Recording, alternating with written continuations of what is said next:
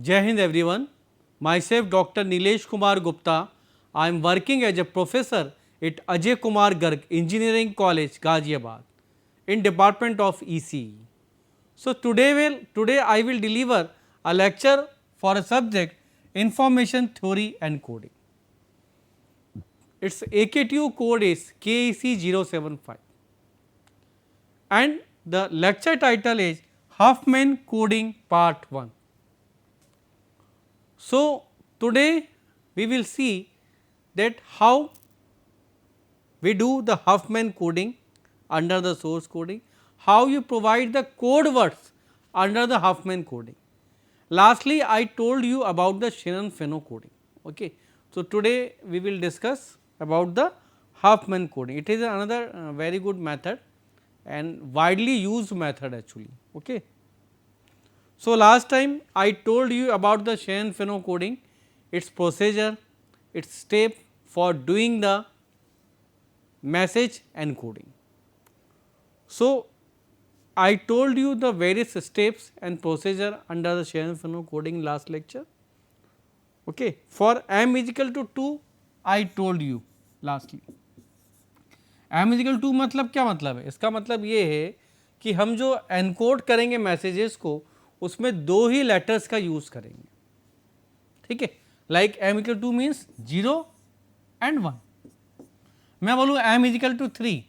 So now I have to use 3 letters for encoding the messages like 0, 1, 2. Like अब मैं बोलूँ m is equal to 4. So 0, 1, 2, 3 and similarly you can use the different letters. Okay. m is equal to 2, 3, 4 and so on. So last time the procedure is same. Procedure वही रहेगी जो पहले थी. Difference is what? कि you have to use various number of letters for encoding the messages. That's different you will find. Okay. So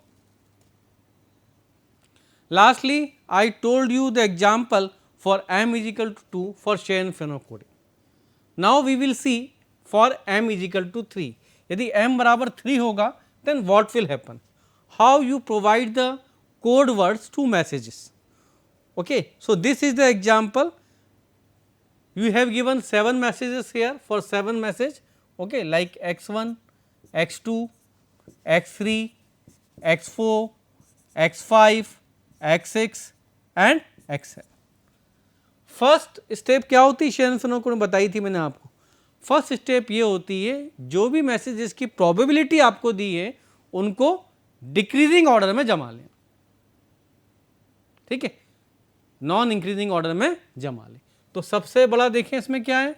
हाँ, obviously and fortunately the probabilities as per the messages are arrange already in non increasing order. Okay. तो सबसे बड़ी कौन सी है 0.4. Next 0.2 already जमी यहाँ पे 0.12, 0.08, 0.08, 0.08 and 0.04.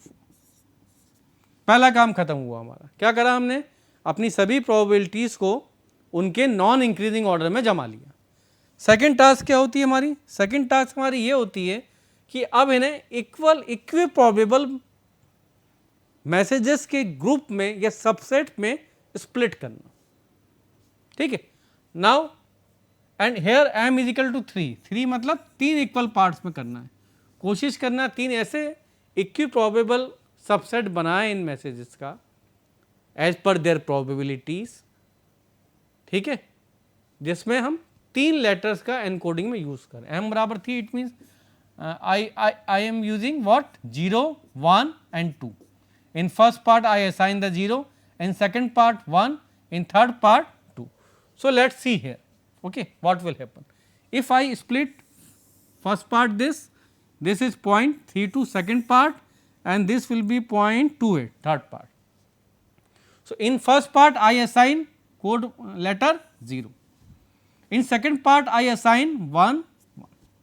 In third part I assign 2, 2, 2, 2. ठीक. अब ऊपर से देखें तो यहाँ पे तो आप कुछ असाइन कर नहीं सकते, सिंगल मैसेज बचा है. अब ये दो का यहाँ पे दो का सबसेट है, यू कैन से दो मैसेजेस है, तो आपस में इन्हें करेंगे क्या होगा 0 1। अब बची हमारी 4 message.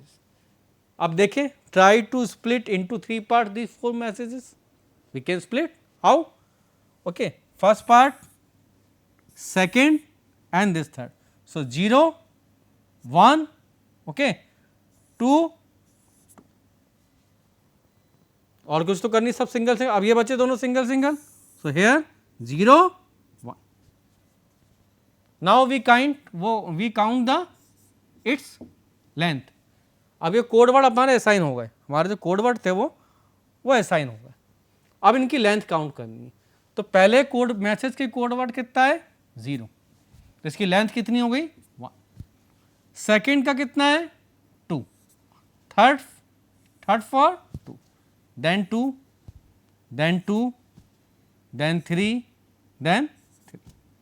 So, in this way we can obtain the length of assigned code words. इस तरह से मैंने इन मैसेजेस को अंडर द शेरन-फिनो कोडिंग प्रोसीजर कुछ कोड वर्ड असाइन किए और उनकी लेंथ को काउंट कर लिया, मेजर कर लिया। Okay, now I hope it is clear to everybody. Now आपको क्या निकालना है एल। एल क्या होता है average code word length. Its formula will be summation from I, कितने मैसेज है 1 से 7, P I into L I, probability into उसका जो हमने कोड वर्ड असाइन किया है उसकी length.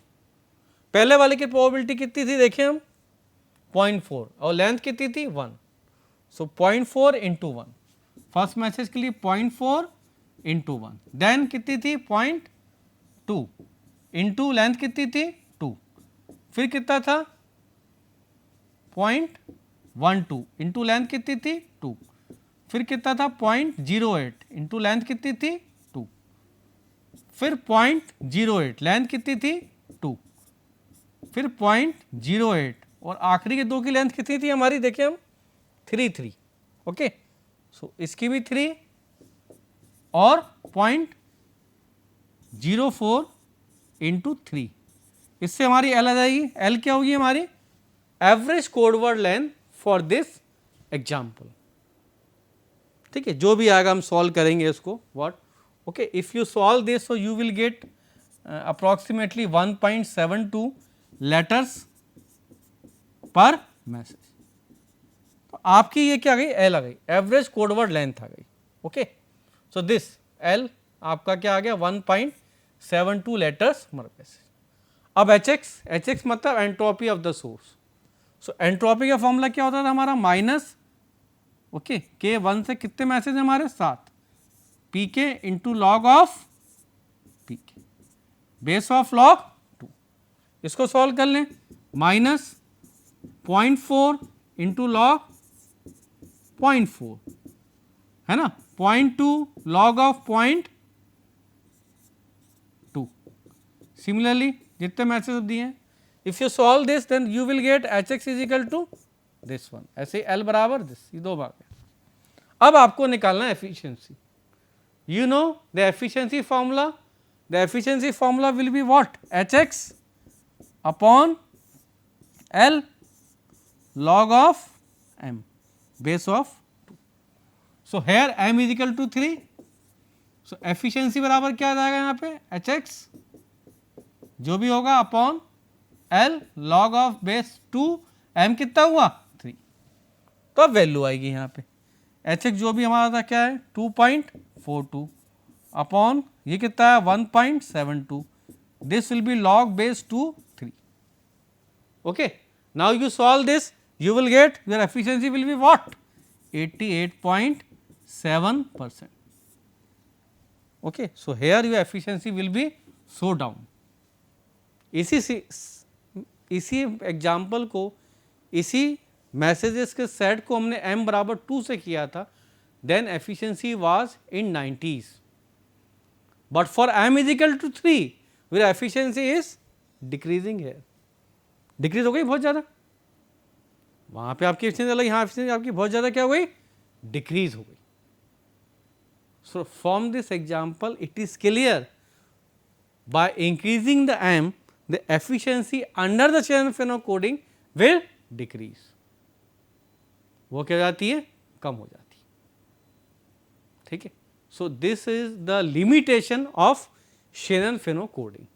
Since Shannon-Fano coding is very simple and easiest method for encode the messages, but there are some limitations also under the Shannon-Fano coding. Okay. Now the some advantages of Shannon-Fano coding are there. Simple है, आसान है, easily you can solve, you can do the encoding here. Okay. So ये तो फायदे हैं इसके, but some limitations are there. So let's see the advantages. For Shannon-Fano coding procedure, we do not need to build the entire code book instead. We simply obtain the code for tag corresponding to given sequence. तो ये फायदा है हमें सीधे सीधे, है ना. It is entirely feasible to code sequence of length 20 or much more. पता है code sequence of length 20 और 20 से थोड़ी ज़्यादा के आसपास भी हम इसको काम कर सकते हैं. Now it reduces the bandwidth and noise. This is very big advantages, because in communication we want every time what कि that we have to reduce the bandwidth, okay, we have to reduce the noise. So this is possible under this Shannon-Fano coding, and it can be used for error detection and correction. So this is the source coding, but it can be used for error detection and correction, error controlling codes you can say. So its advantages of Shannon-Fano coding, but after these advantages there are some limitations also, okay, that also you have to see what these are the limitation of Shannon-Fano coding. So in Shannon-Fano coding we cannot be sure about the code generated. जो code generate हुआ है Shannon-Fano से हम sure नहीं है उसमें, ठीक है, क्योंकि because in Shannon-Fano coding the possibilities may be more. If there are multiple possibilities, so we cannot be sure that will be code for the particular message. There may be two different codes for the same symbol depending on the way we build our tree or our partition. So last time in last lecture I told you an example in which you are partitioning the equiprobable messages and there will be two possibilities. तो दो तरह की possibility बन रही थी जिससे हम उसे पार्टीशन कर रहे एनकोड मैसेज जनरेट कर रहे थे. तो मैसेज हर बार दोनों बार में अलग आ रहा था. तो इस तरह की चीज़ इसमें आती है जो इसकी एक लिमिटेशन है. Now we have to know unique code. कोई यूनिक कोड भी इसमें जनरेट नहीं होता है.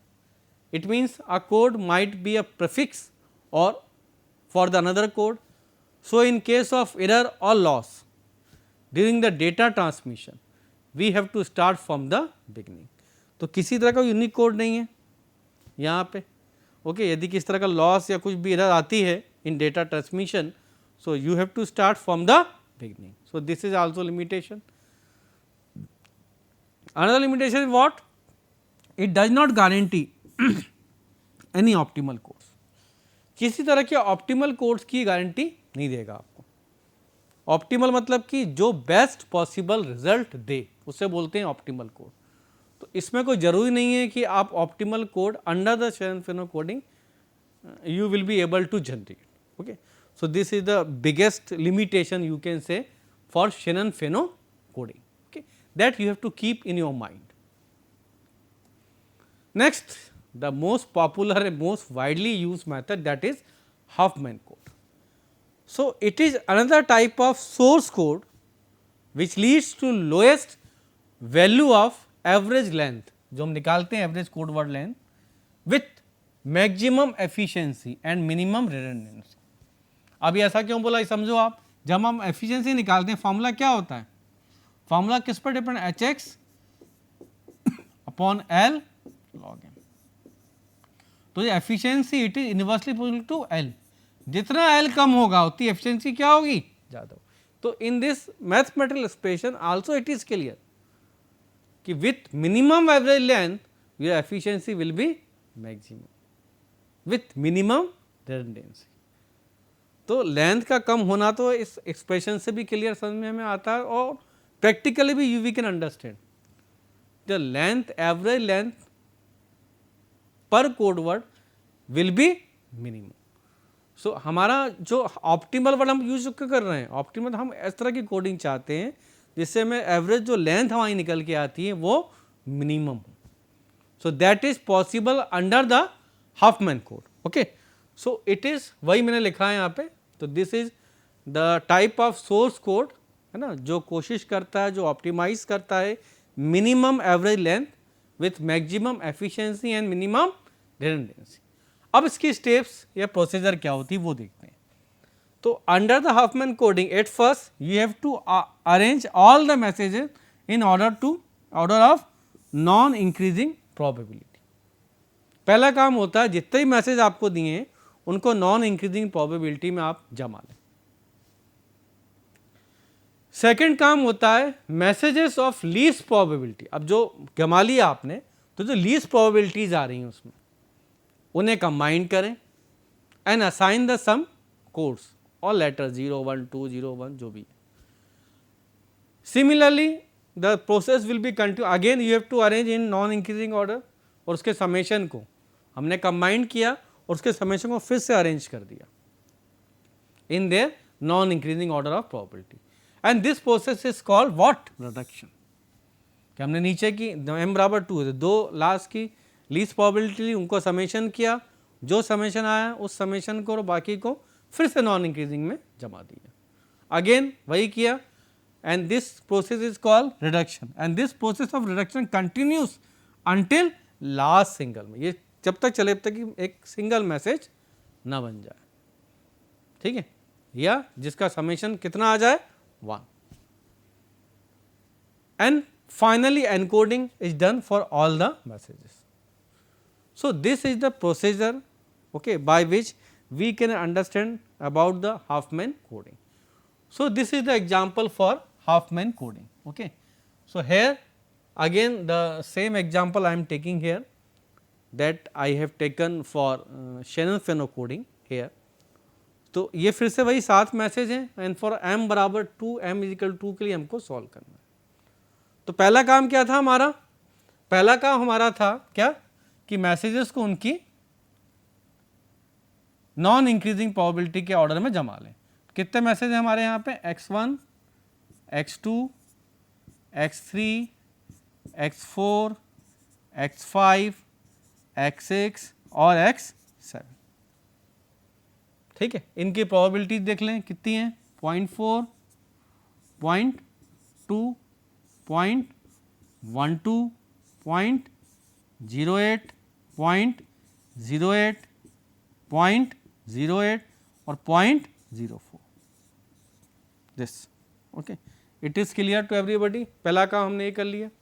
अब हमें रिडक्शन प्रोसेस करें। रिडक्शन प्रोसेस मतलब कि हमें लीस्ट प्रोबेबिलिटीज़ को कंबाइन करना है और उनको ऐड करके again we have to arrange all the probabilities, उसके समेशन को अब मानेंगे हम अरेंज कर लेना है फिर से नॉन इंक्रीजिंग में, ठीक है, इसको हम रिडक्शन बोलते हैं। अब m इक्वल 2 है मतलब लीस्ट हमें 2 प्रोबेबिलिटी लेनी है, m बराबर 3 होता है लीस्ट 3 प्रोबेबिलिटी देखते हैं, ठीक है। तो लीस्ट 2 प्रोबेबिलिटी कौन सी है इसमें, दिस, यही है, ठीक। तो लीस्ट प्रोबेबिलिटी ये है। अब इनको कोडिंग देंगे हम, कितना समेशन को मिलाएंगे हम लोग, तो 0.12। Again you have to arrange, तो फर्स्ट रिडक्शन हो गया आपका, करोगे अब आप क्या, कितना हुआ 0.12, तो जमा फिर से जमा लें। अब 0.12 देखेंगे इसमें केवल हम, तो 0.4 फिर से सब नॉन 0.12 कर लिया। अब फिर से we have to arrange all the probability in non increasing. सबसे बड़ा अभी 0.4 है, फिर 0.2 है, फिर अपना वाला ये जो पहले से 0.12 है, और फिर जो ऐड हुआ, ऐड का क्या है, कितना आया 0.12, फिर 0.08, फिर 0.08। अब आखिरी के तो चले गए, ये तो ऐड हो गए, कहाँ आ गए, ये यहाँ आ गए, ठीक। अब इनको कोडिंग दे दें हम कुछ भी, 0 1 1 0, ऊपर 1 नीचे 0, ऊपर 0 नीचे 1, जो आपको देना चाहो। तो इनको जो मिलाया था ऊपर 1 नीचे 0, अगेन लास्ट की 2 लीस्ट 2 प्रोबेबिलिटी ले ली हमने, ठीक, कितना आया 0.16। अगेन सेकेंड रिडक्शन करेंगे इसमें, 0.16 फिर जमाना है, तो अभी भी फिर से नॉन इंक्रीज में जमाना। अब इसका 0.16 हम बढ़ाएंगे, ऊपर 1 नीचे 0, अभी भी 0.16 यदि करें तो भी नॉन इंक्रीजिंग करेंगे, 0.4 सबसे बड़ा है, फिर 0.2, फिर 0.16, फिर पॉइंट ये वाला 12 और फिर ये वाला 0.12। तो ऐड कर दिया हमने, ये कहाँ आ गया, यहाँ आ गया। ठीक, again last two probabilities I have to combine and add. Again I am assigning this one here 1 here 0, summation of this will be 0.24। Again third reduction हो जाएगा हमारा ये, फिर से 0.4 सबसे बड़ा अभी भी है, अब इसका समेशन कितना 0.24, तो अगला क्या आएगा 0.24, अगला क्या आएगा 0.2, लास्ट क्या आएगा 0.16। तो अब ऐड होके कहाँ पहुँच गया ये this. Again last two probability लेनी है हमको, तो अब लास्ट के टू, फिर this we have to combined here. Again I am putting here 1 here 0 and summation of this will be 0.36। So ये कौन सा था, third, so it will be fourth reduction. What, सबसे बड़ा कौन सा है 0.4, इनका एडिशन कितना 0.36, इसका एडिशन कितना है 0.36 एंड 0.2, ये जुड़ के कहाँ गया दिस, एरो बना दिया जहाँ एड होके जा रहा है, because we have to take final encode message, तो जब ये काम आएगा। Now again we have to add this one, again I am putting 1 and 0, 0.36 और 0.24 को जोड़ो 0.6। So in fifth reduction what it will be 0.6 and 0.4, add होकर कहाँ जाएगा दिस, और आखिरी में 0.4 0.6 इज इक्वल टू कितना हो जाएगा 1। तो जब तक करना है अब तक कि हमें सिंगल मैसेज में, सिंगल मैसेज में क्या आ जाएगा 1, you have to do। ठीक, so again I have to put here 1 here 0 and finally it will what, क्या आ गया ये आ गया हमारा 1। So in this way we have to follow the reduction process in Huffman coding. थोड़ा lengthy है ये, चैनल फ्लो ज़्यादा आसान था, ओके, बट इसकी एफिशिएंसी और optimality that will increase here, okay. So in this way we can do, okay. Now what will happen, अब क्या करना है, हमें सबके एनकोड मैसेज देखने हैं, ठीक है। तो देखें अपन क्या होंगे, पहले वाला का देखें, यदि बात करें हम पहले कोड में एनकोड मैसेज देखें, यहाँ से हम यहाँ से देखते हैं 0.4 में कोई कोडिंग है नहीं है, इसमें कुछ कोडिंग है, इसके पास 10 कुछ है नहीं, इसमें कुछ है नहीं है, इसमें कुछ है नहीं है। इस 0.4 की कोडिंग कितनी, केवल आखिर में कितनी आ रही है 0, 10 दिया ना हमने, तो लास्ट में कितनी आ रही है, केवल 0 आ रही है। सो इट विल बी C1 कितना होगा हमारा, हम बोले C1 पहले कोड में कितनी कोडिंग आएगी 0। अब देखें C2, what will happen in C2, you can see this 0.2, कोई कोडिंग है नहीं है, कोई कोडिंग है नहीं है, 0.2 में कितनी कोडिंग है 1। अब ये 0.2 उठकर कहाँ गया, यहाँ गया, तो 1 1, ओके। अब ये कहाँ गया 1 1, अब ये एरो कहाँ गया 1, तो 1 1 1, तो क्या आ गई कोडिंग 1 1 1। हम देखते हैं इस तरह से, बट जब लिखेंगे तो अपोजिट लिखेंगे, तो 1 1 1 का अपोजिट भी क्या होगा 1 1 1, तो C2 कितना हो गया 1 1 1। अब देखें C3, तीसरे मैसेज का देखें, in third message you can see here 0.12 कोई कोडिंग है, कोई कोडिंग है नहीं है। इस 0.12 की अब कोडिंग कहीं दिख रही है, मैं आगे जाके दिख रही है क्या, हाँ दिस 1। अब ऐड होगा क्या, कोई कोडिंग है नहीं है, 0.24 कोई कोडिंग नहीं। अब 0.24 देखेंगे आगे 1 ही मिला 0, अब ये 1, तो 1 0 1, देखा मैंने ऐसे 1 0 1, अब मैं लिखूंगा उल्टा तो भी 1 0 1 आएगा। So C3 will be what, C3 will be 1 0 1। Similarly C4 C5 C6 C7 we can count here. Similarly यदि करोगे आप क्या आएगा, ऐसे आएगा 1 1 0 1। C4 यदि करोगे तो 1 1 0 1 1 1 0 0 1 0 0 0 एंड 1 0 0 1। इस तरह से आप कोडिंग, अब इनकी लेंथ आ जाएगी। अब जैसे आप देखना 7वें का देखना चाहें ना 7, तो देखिए अपन ये 0.04 हाथ में था, इसके साथ इसकी कोडिंग कितनी है 0, ऐड हो कहाँ गया यहाँ। अब कोई कोडिंग है यहाँ पे नहीं है, तो अभी 0 आई है केवल, ध्यान रखना। अब 0.12 देखेंगे, इस 0.12 की कोडिंग कितनी है 0, फिर 0, अब देखें यहाँ पे जोड़ के क्या आ रहा है पॉइंट, कोई कोडिंग नहीं, 0.24 की, फिर 0, अब इसकी कितनी है 1, कैसे देखा मैंने 0 0 1, लिखूंगा कैसे उल्टा, okay. So now the coding will be what, ये आई थी 1007 की, सॉरी ये 1 था ये 0, यही आई, ये सिखाई हमने अभी दिस वन। अब L कितना हो जाएगा इसका 1 3 3 4 4 4 4, यदि L आ गया L से हम L निकाल सकते हैं PI LI, it will B 2.48 letters पर मैसेज, सबकी प्रोबेबिलिटी I1 से लेके 7 तक और उसकी length. So you can calculate average code word length under this method, okay, Hopman method. Similarly, we can try for m is equal to 3 for Huffman coding and so on. So, in this way we can do the Huffman coding with same procedure for different value of m. So, I hope it will be clear to everybody. Okay? Thanks.